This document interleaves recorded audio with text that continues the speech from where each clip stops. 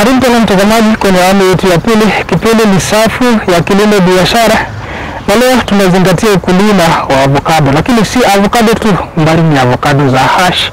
Na kwenye kipindi tunaye mkulima ambaye amejiaminia katika ukulima huu wa hash avocado na anatufunza kuhusiana na mambo na ukulima na ni vipi ambavyo tutalima ili tukaweze kupata faida. Kumbuka unaweza kuzungumza nasi kupitia mitandao yetu ya kijamii ambayo ni Faraja TV kwenye Facebook, Faraja TV Media upande wa YouTube, na kupitia nambari yetu ya simu ambayo ni 0703339959. Usikose kuuliza swali au kuchangia mada ili ukaweza kuelewa au ukawa mmoja wa wale ambao wanaelimika kupitia kipindi hiki. Na vile vile natumai una kalamu yako na una daftari, kwa sababu najua kwamba yale ambayo utaweza kupata hapa huwezi kuyapata kwingine. Karibu na karibu kwenye kipindi. Asante, nashukuru. Na tulikuwa tunazungumzia pengine ni yapi ambayo tunafaa kuzingatia wakati tunafanya ukulima wa avocado hizi za hash, ama ni yapi ambayo wewe uzingatia ili avocado zako zikaweze kunawili kiasi hiki ambacho mtazamaji wetu anayo? Ya kwanza ni quality ya seed. Naam. So, sisi hapa tuna produce seedlings ambazo wakulima wataenda wapande wapate mapato. So for us we make sure seedlings zetu zina quality ya juu. Naam. Hata vile tunachagua mbegu, tunachagua kutoka mashamba na mti ambao una mbegu kubwa. Naam.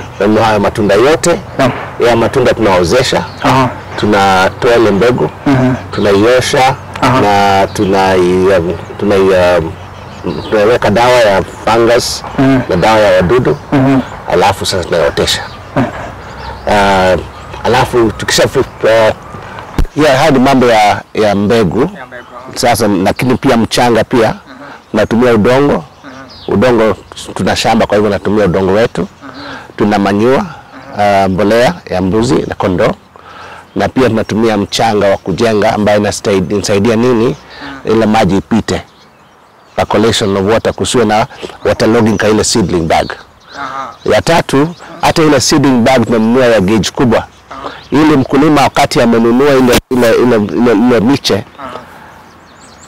ile bag isipasuke wakati anasafirisha. Ikipasuka huo mchanga basi unamwagika, sio? Ukimwagika basi umeharibu mpaka mizizi. It's a total loss.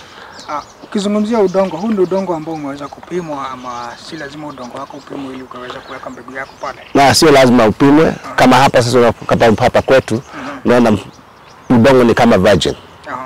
Ni udongo ambao hujatumika na nini. Sasa utapata hapa unaona kuna nyasi, kuna nini. Sio mahali tumelima, si mahali tumetumia madawa. Huu ni udongo ambaye pia tangu hii miti ipandwe, miti imepandwa tangu mwaka wa 67.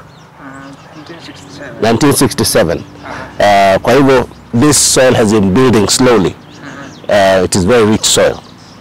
So apart from udongo, pia tumeongea juu ya karatasi. Karatasi, kabla tujondoka kwenye karatasi, lazima iwe ni karatasi nyeusi?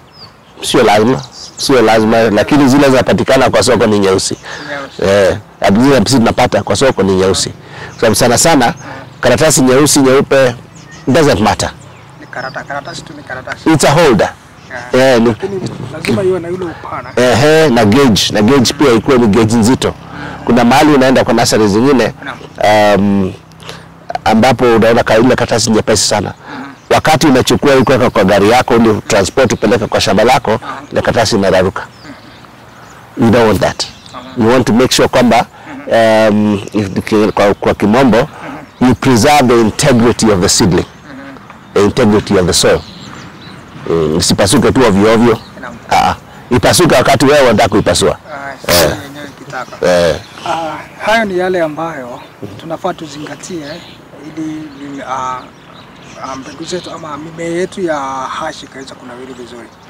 Nilikuwa nimekueleza kisa ambacho nimeweza kukumbana nacho, ambacho nampata pengine mama yangu anachukua ule amenunua, ameenda kupanda ukakauka. Nafikiri sababu inaweza kuwa ni gani, pengine kando tu na zile? Kuna sababu kadhaa. Ya kwanza upanzi wa parachichi sio kama upanzi wa mkema ama blue gum. Upanzi wa parachichi ni tofauti. Kama ningependa kukueleza, parachichi ina mizizi ya aina mbili. Mizizi ya kukula chakula na mzizi wa mshale. Mzizi wa mshale huo ndio unaenda chini kabisa. Unaenda chini kabisa. Kazi yake ni kufanya nini? Ni to anchor, kushikilia ule mti. Kusupport tu. Lakini ile mizizi nyingine, hata kama ni mti mkubwa namna gani, mti unatoka kutoka hapa na unaenda kama ghorofa 10, mizizi 95% ya ile mizizi nyingine, fibrous roots, ambayo ndio inakula, iko 15 centimeters from the surface. Kutoka hapa mpaka hapa. Chini hapa maybe 5%, lakini most of them wako hapa juu. So this is what happens when people are not careful. Hii mchanga ukivunjika, wakati kimemea karatasi imekatwa, mchanga umevunjika, inavunjika pia na nini? Na mizizi. Hii mizizi ndio midomo. Midomo wa nini? Mdomo wa mti. Sasa ndio unaona mtu pengine utakauka, pengine utaangusha matawi yote kabisa, utamwaga. Kwa sababu sasa haiwezi kula. Kuna upanzi ambao tunafunza watu, kila mtu ambaye ananunua hapa kwetu, tunamfunza jinsi ya kupanda. Sisi wenyewe tulifunzwa na walimu kutoka upande wa Kakuzi. Wakatufunza jinsi ya kupanda. Na kila mtu anajua Kakuzi. Kakuzi is a prime, hakuna mwingine anafanya avocado kama Kakuzi. So tulienda huko tukafunzwa. Sasa what am I saying here is that there is a way to plant. Na kila mtu ambaye anakuja anunua kwetu tunamfunza. Na pia tuna kashamba kadogo, anapanda in practice. Si ati theory, abana anapanda. Bwana Karibu. Nikitaka mtu pia nami nitaenda kupanda huko. Yes, kabisa. Mashimo yako tayari. Practical wale. Kabisa practical.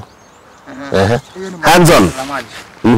Sioni kwa nini tukose kutembelea Karibu, kwa sababu hatutakuwa na hiyo kesi ama instance ya kwenda kuchukua mti pale na kwenda kuupanda hakisha ukaweza kukauka. Umeweza kusema hiyo ndio sababu kuu ambayo pengine watu wengi hawazingatii. Pengine kunyunyizia maji Bwana Karibu. Maji ni muhimu. Inaweza kufanya pengine nimeupanda na pengine ukakauka. Maji usipopanda, wakati umepanda lazima unyunyizie maji.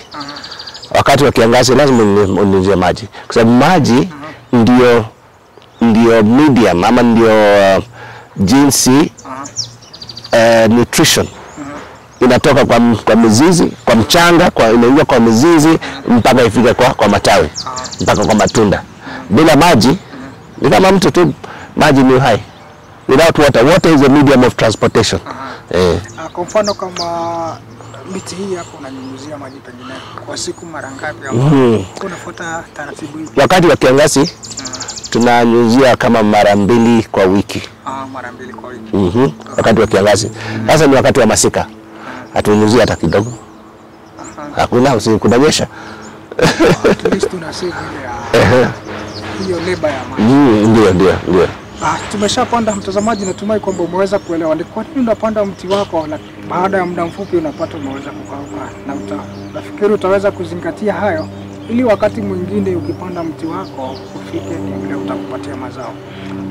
Tunakuwa tumezungumza, tumechukua mti wangu nimeenda nimeupanda. Mti huu wa hash natarajia pengine mapato utaanza kuzaa ama kunipatia mapato yangu ama profit yangu baada ya muda kiasi kipi?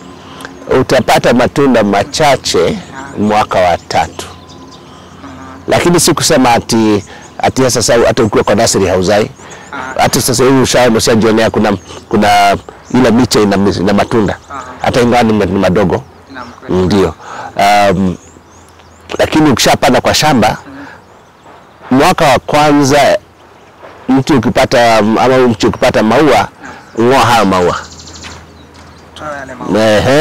Mwaka wa kwanza toa hayo maua. Mwaka wa pili toa hayo maua. Mwaka wa 3 ruhusu maua fanye nini? Yakuwe matunda. So that mwaka wa kwanza na wa pili the seedling is focusing on building the infrastructure. Jinsi ya kufanya nini? Ya kustahimili matunda. I'll give you an example. kwa nini tunasemanga kwa wasichana kwanza usome kabla hujaoleka? Because msichana mdogo akipata mimba hawezi kustahimili mimba. Sio? Yeah, she needs to grow, and she needs to grow physically and here too. The same thing. With this one also needs to grow physically to support the children that it will have. Hiyo ndio sababu ambayo mwaka. Kwa hivyo kumaanisha hashi inaweza kuzana mwaka wa kwanza ukiwachilia yale maua yakaweza. Pale kwa nursery kuna yale kuna matunda. Yeah, nimeona. Kwa nini mwaka mmoja? Lakini ungependelea ikawa hivi. But so that also kuna watu ambao wanasema hii ni hash kweli. Tazama. Hapa kuna matunda. Si ni matunda hash. Basi. Imeweza kwa baada ya miaka 3. Chakula kwa muda kiasi kipi? Mwaka wa 3 unapata matunda machache. Mwaka wa 4 nitasema utufungue bank account nyingine kwa sababu ile ulikuwa nayo itakuwa imejaa. Mwaka wa 4. Ufungue sasa account nyingine sababu moja haitoshi pesa ile ambayo utapata. Mtazamaji nasikia hayo. Sasa uongeze account. Ni kuonyesha kwamba kutoka mwaka wa 4 kuendelea inazaa. Mwaka ile imeanza mwaka wa 5 ndio itafika peak. Sasa inaelekea na curve hiyo peak mpaka kitu kama mwaka wa 18 hivi inaanza kuzorota. Ikisha zorota kivyo kama mwaka 20 unakata kile monotoa matawi yote kabisa. Na acha tu imesimama hivi.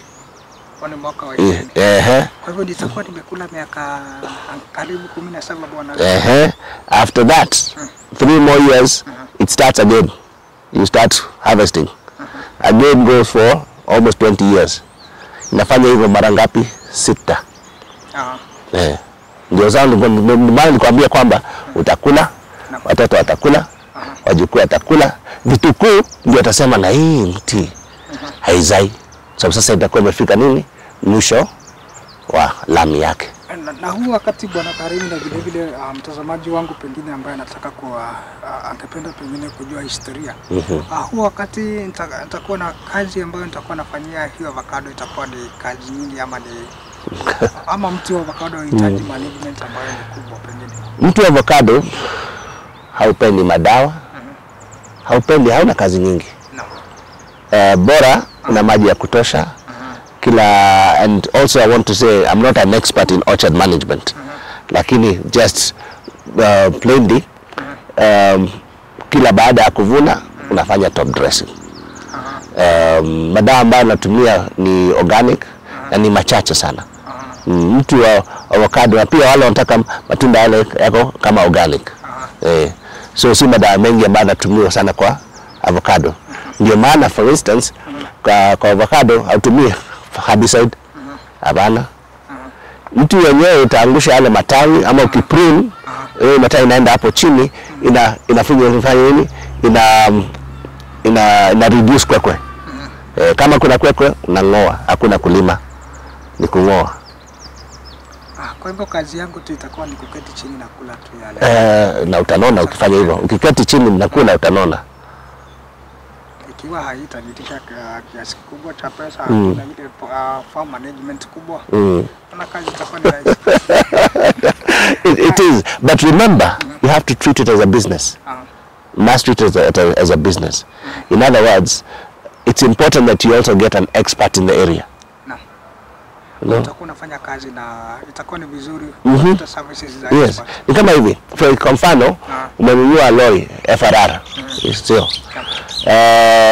Utatafuta driver ambaye ana uzoefu wa mwaka mmoja ama ambaye ana uzoefu wa miaka 10. Kawaida miaka nyingi. Thank you very much. Same. Hii ndio FRR yako. Hii ndio lori kupatia hela, irudishe zile hela. Lazima you have an expert on it. Sio. The same thing here. And that is what we encourage people. We will introduce you to an expert. Huyu ambaye atakusaidia kutunza hiyo miti. Alafu pia yeye ndiye atakuletea market. Na wakati nilikutembelea mara ya kwanza bwana Karimi, tulikuwa tunazungumza na ukaniambia mambo na ukanipe kisa ambacho umepanda avocado zako pengine kwa shamba ya ekari moja. Ukanifanyia hesabu na hiyo hesabu iliweza kunifurahisha sana. Na nikawa na ndoto. Na pengine ndoto hii itakushangaza ama inaweza kushangaza pia. Nilisema wakati utakapofika nitapenda kuwa mkulima wa parachichi. Lakini hiyo ndoto ililetwa na kile ambacho uliniambia. Na ile hesabu ambayo iliweza kunisaidia kufanya nikipanda parachichi zangu kwa ekari ya shamba moja. Ningependa ukaweza kumpatia mtazamaji wangu kisa hicho. Tuone kama ataniunga katika ile ndoto. Tuangalie ekari moja, mapato pengine hayo yote ambayo uliweza kunielezea. Ningependa ukaweza kumpatia mtazamaji wangu. Sawa. Ekari moja. We recommend a spacing ya 4 meters by 3 meters. Shamba lolote ambalo ni 50 acres or less. Hilo ni shamba ndogo. Natumia spacing ya 4 by 3. 4 by 3 ni kusema utakuwa na miti kama 391. Sema tu ni 400. Kutoka mwaka wa 4 kuendelea, kila mti mmoja utakupatia hela ngapi? Utakupatia shilingi 5,000 mpaka 10,000 ama pengine 10. Kwa mti mmoja? Mti mmoja. The whole year, kumbuka. Sio ati siku moja tu unakupatia papo. Ni the whole year. Sasa ni kusema eka moja itakupatia between 2 and 4 million per year. Lakini lazima tunze. Lazima tunze. Si ile kuketi tu. Lazima you need to have the experts there. No? Kwa sababu wewe hujui mambo ya parachichi. Wewe unajua mambo ya parachichi. Yameingia kwa sababu ni biashara. Expert ndio atakupatia mpaka market. So eka moja 2 to 4 million every year. Na umesema tunakula miaka 17. Nakula miaka 17 karibu 20. Wanakezi wangu sijui kama unapata hiyo hesabu. Tutakuwa tumepata kama karibu miaka 7 tutakuwa tumepata karibu milioni 50. Mtazamaji, natumai kwamba sidhani hiyo ni biashara ambayo ni ya kukosa kufanya. Lakini Bwana Karimu umeweza kutufanyia hizo milioni 2 ni baada pengine hata ya kutoa zile pengine hiyo dawa ya kupiga ile ya organic ambayo umeweza kutuzungumzia. Na kwa mfano pengine mtu wa avocado huweza kuathiriwa na wadudu. Pest. Tunawaita kuna wale unaingia sasa kama sasa hivi kuna wale wanaitwa passia mites. Wanaadhiri wadudu, watakuwa ni kuna fungus inaingia kwa, lakini hizo dawa they are not expensive. They are not expensive. Ni zinapatikana tu kwa Agrovet. Napiga mara moja mara mbili, hiyo story kwisha. Gharama ya kutunza parachichi ni ya chini. Ni ya chini sana. Ukikompare pia, ukilinganisha na pia mapato yake. You expect kama sasa hivi hilo shamba la 1 acre. Tuseme umenunua hapa mti wa 400 shillings. Huo mti kila mwaka utakugharimu 150 shillings. Kila mwaka. Huo mti mmoja utakugharimu. Lakini naona pia hata in the 5th year huo mti umekupatia 5k sio? Lakini umespend how much? 400 plus another 5 which is 900 bob. Na mkuletea 5k. And every year itakupatia 5k. So unaona kuna faida poa. Na mambo hicho si kitu kweli ambacho utaweza kuregret ukifanya kulima kama huyo. Kama hiyo mtu akikuja Bwana Karimu ya kueleza mambo ya kulima mwingine utashangaa ni nini hicho anakuambia. Kuna shule ambayo pengine umetueleza mambo ya kakuzi. Pengine mtu akitaka pengine mafunzo ambayo yanahusiana na ukulima ambao ni wa parachichi.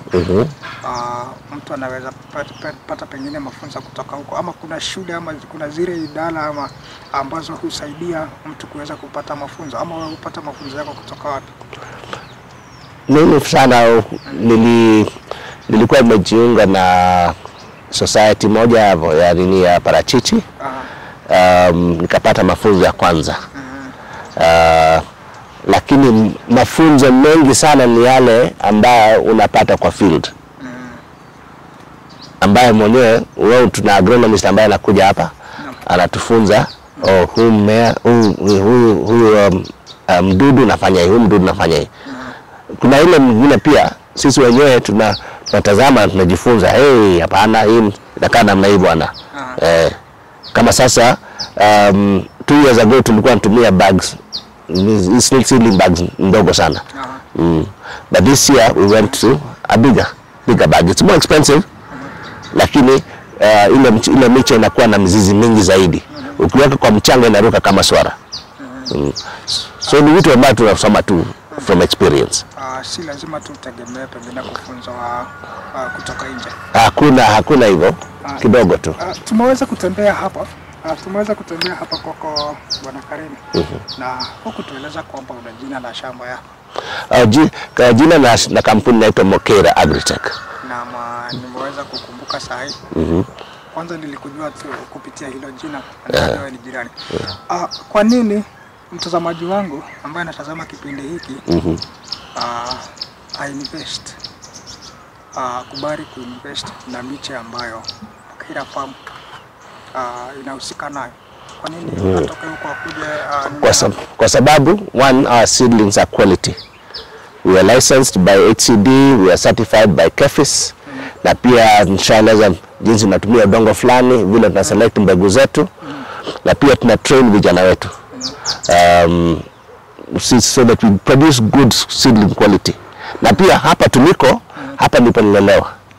So we cannot do poor quality. Nitajificha wapi, shimo gani? Kwa hivyo I must produce good quality. Umezungumzia una train watu wako. Maanisha umewaajiri, una wafanyikazi. Yes. Na hao wafanyikazi hata yule mteja asipokuja hapa kwa Mokera Farm kupate, akipata wale wafanyikazi wako ni watu ambao wana zile skills ambazo zitasaidia mteja wetu asiweze kupotea. Kabisa. Hiyo ni kweli. Na tutazungumzia quality. Kando tuna quality, na kingine ambacho Bwana Alex kitanitoa huko. Ambacho pia tunapatia ukisha nunua kwetu, tunapatia market linkages. That we organize you to have, we actually introduce you to a person ambaye sasa atakuwa anakuja kwa shamba lako, anatazama yale matu na kwa advice. Alafu yeye pia ana represent buyers. So yeye atakaa hivi atakwambia Bwana Moses, next month tunakuja kuvuna. Utaweza kujua kwamba shida kubwa ambayo wakulima wengi wanapitia ni kuhusiana na soko. Na kuona kwamba mtazamaji ukiweza kushikana na Bwana Karim hapa atakusaidia mambo na soko. Natumai hiyo ni jambo ambalo litakuwa ni nzuri, kwa sababu nilikuwa nikuuliza swali hilo. Soko ndio imekuwa ni changamoto. Na pengine wewe mambo na soko uweza kufanya vipi? Lakini ikiwa unamsaidia mtazamaji wetu kupata soko, hilo ni jambo ambalo ni nzuri mtazamaji. Jambo lingine kando na market. Jambo lingine kando na market. I think ni vile tu sisi wenyewe tume maintain the trust. Na tunasisitiza sana hiyo mambo ya quality. Mambo mawili, market na quality, zinaambatana. Sisi hatuendi mahali. Hata wakati sisi tutaondoka, our sons will be here. Hatuendi mahali. Na hizo ni baadhi ya yale ambayo itafanya tukaweza kuinvest na Mokera Farm. Na kulingana na mimi mtazamaji, nimeweza kutembea hapa mara kadhaa na nimeona, na utakuwa unaona baadhi ya zile seedlings ambazo wanahusika nazo. Tuweza kutibia challenges ambazo zinapatikana Bwana Karim. Challenges. Challenges upande wa ukulima na upande wa pengine yule ambaye anawania pengine kuanza ukulima kama kwa hasha. Challenges sana yaweza kuwa ni capital. Mtu kwa kununua seedlings, that is one.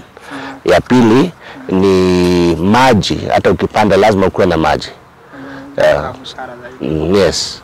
Na tatu, uwe na wafanyikazi ambao wa kuaminika. Which means also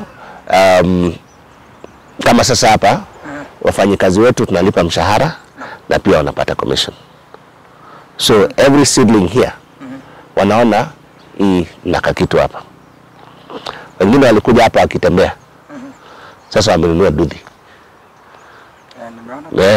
Wamenunua bili. Unaona ni vijana ambao wanaendelea. No?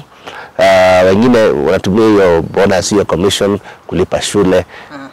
Hiyo story ya kulipa shule does not bother them anymore. Kwa sababu vile tumestructure incentives. Sasa hata ni kumaanisha kwamba kila mtu anatazama na make sure that everything quality is good. Mtu akiona mteja pale anamhudumia vizuri. So mteja moja anaenda kumwambia mwingine na mwingine na mwingine. And there is nothing as good as word of mouth. Lakini uzuri ya changamoto ambazo mweza kutueleza zote zinaweza kuepukika. Kabisa. Changamoto ambayo haiwezi kuepukika. True. Unafikiri kuna faida hivi ambayo pengine haiwezi patikana wewe kama mkulima ama unanuia kufanya ukulima au ukiwa na link ama ukiwa na association badala ya kujitegemea unategemea pengine unakuwa na expert ambaye unafanya kazi karibu naye ama na society. Unafikiria pengine kuna umuhimu gani? Kwa sababu utaweza kupata watu wengi hawataki kujiingiza na society ama kufanya kazi karibu na expert. What I can say is this. Unity is strength. Wakati tunafanya kazi pamoja. Najua sote mimi kama mkulima wa miche na yule mkulima wa matunda ya parachichi sote tunalenga soko moja. Na so lazima tusaidiane kwa sababu mimi nisikuharibie soko. Nikifanya mambo maovu ama pengine nifanye seedlings, nikuze seedlings ambazo si poa. Naweza kuharibia watu wengi soko. So we must hold ourselves responsible for each other. Tutumie kama ile inaitwa ni spirit ya Ubuntu. I am because we are. We are all together in this. Hata kama nyinyi simekuja hapa kupiga hii video, we are still benefiting from parachichi. So we help each other in many different ways. Na kwa hivyo mtazamaji, itakuwa ni vizuri ukiweza kujiunga na vikundi na ama kufanya kazi na mtaalamu. Umenikumbusha. Kidole kimoja kivunji chawa. Kwanza actually hiyo ndio itakuwa ndio mada yetu ya leo. Ama mada ya kipindi hiki hasa kando tuna ukulima wa parachichi ni kidole kimoja hakivunji chawa. Kwa hivyo kuna ubora ambao unapatikana katika kufanya kazi pamoja. Naeleza kwamba muda wangu umeweza kuisha bwana Karim.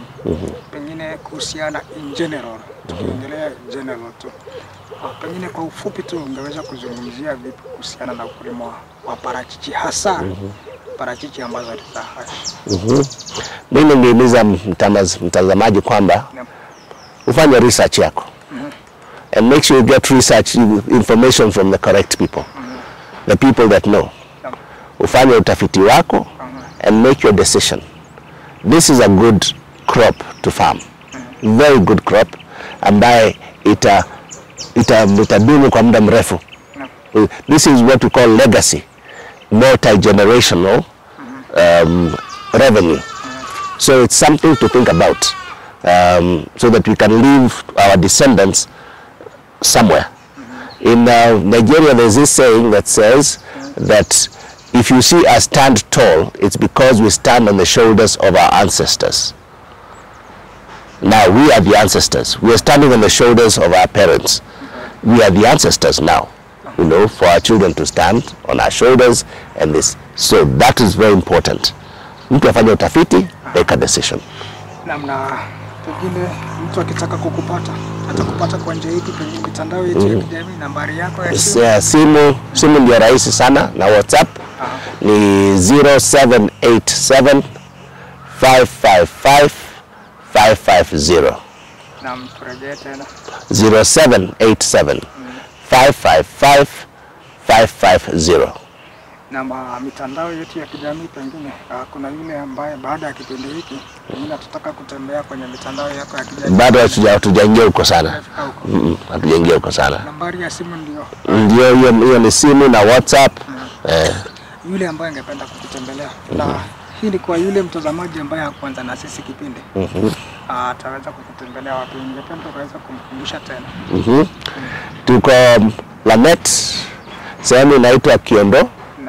Tuko opposite 3KR Na ukitoka Kiombe unaelekea Dondori, hiyo barabara lami, utatupata tuko upande wa kushoto after about 800 meters. Pahali kama unakuja kwa matatu unasema uwekwe kwa hii ubao mkubwa na mnuka hasa avocado seedlings na namba ya simu pia iko hapo.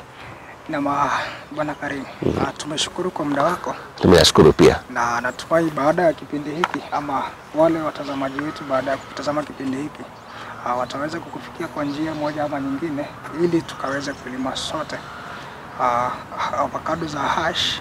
Na vile vile umeweza kutuzungumzia kuhusiana na generation yetu. Tuweze kuona kwamba generation ambayo iko nyuma yetu tumeiacha katika mikono ambayo ama katika hali ambayo ni nzuri, si hali ya kuteseka.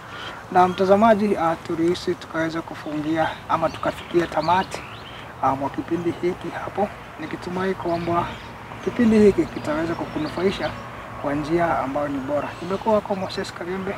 Kwa wale wote ambao wametuma jumbe zao kupitia mitandao yetu ya kijamii na kupitia nambari yetu yao ya simu, tukaweza kuwarejeshea shukrani, na vile vile bila kuwasahau wapiga picha wangu na vile vile waelekezi wangu Emmanuel na Janet Kanani kufanya kipindi hiki kujia moja kwa moja bila kupatika. Hadi wakati mwingine tukaweze kusoma mengine ambayo yanahusiana na kilimo na biashara. Tukutakie usiku mwema.